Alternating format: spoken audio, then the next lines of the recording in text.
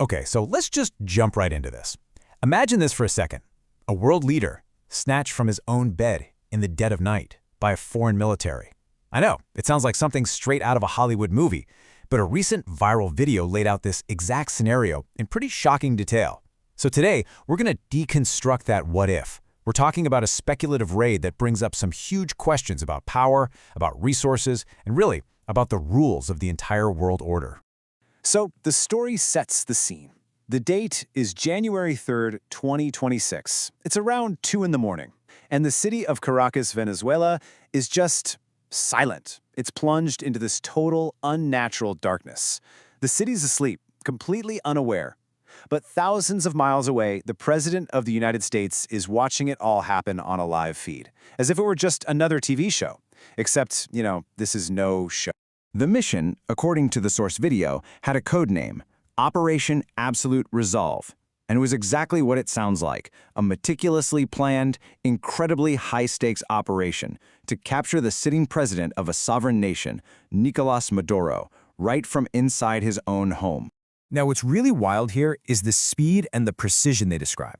First, bam, a cyber attack takes out the entire city's power grid, total darkness. Then you've got helicopters coming in just 100 feet above the sea, completely invisible to radar. Delta Force commandos rappel onto the roof, they breach a bedroom window, and before Maduro can even think about getting to his reinforced safe room, he's captured. The entire thing, from the moment they broke in to the moment they had him, took, get this, 5 minutes. Just 5 minutes. Yeah, this was definitely not some impulsive act. The source claims this operation took months of intense prep. They had a CIA team on the ground tracking Maduro's every single move. An insider was feeding them information, and this part is just incredible. They apparently built an exact replica of his residence somewhere in Kentucky, so Delta Force could rehearse the raid over and over and over again.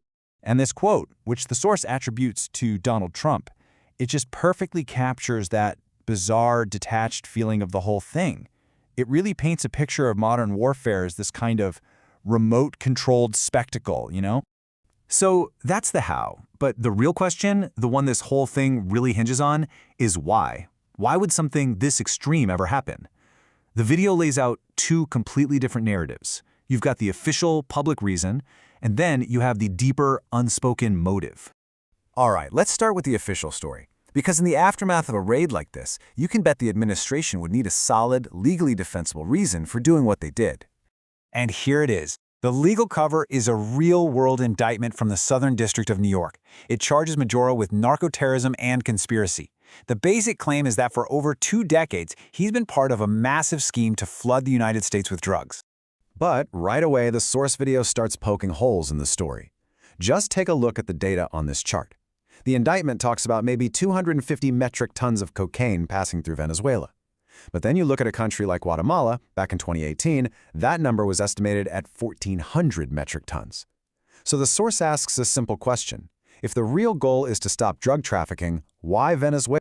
And it doesn't stop there. The biggest, deadliest drug crisis in the U.S. right now is being fueled by fentanyl. And the source makes it clear that fentanyl primarily comes from Mexico, using chemicals from China. Venezuela? Well, they're said to have no known role in the fentanyl trade at all. So again, the question just hangs there. Why Venezuela? And this is where we get to what the source argues is the real reason behind this whole fictional scenario. It's not about drugs, it's about something way more valuable, something buried deep under Venezuelan soil. Just look at that number. 303 billion barrels. That's more proven crude oil reserves than Saudi Arabia, more than Iran, more than the United States. It is 1/5 of the entire world's proven reserves. That single number, the source argues, explains absolutely everything. And look, this is not a new story. This timeline shows a century of tension. After oil was found way back in 1922, U.S. companies got heavily involved. But everything changed in 2001 when President Hugo Chavez nationalized the entire industry, which basically kicked those U.S. companies out. According to the source, that one act set the stage for decades of hostility and sanctions. The source uses this quote to really hammer the point home. And that word theft is so important. The perspective here is that when Venezuela took control of its own natural resources, it was seen as stealing something that belonged to American corporate interests. So, What happens if an operation like this actually goes down? What's the fallout? The source paints a picture of immediate and severe global consequences.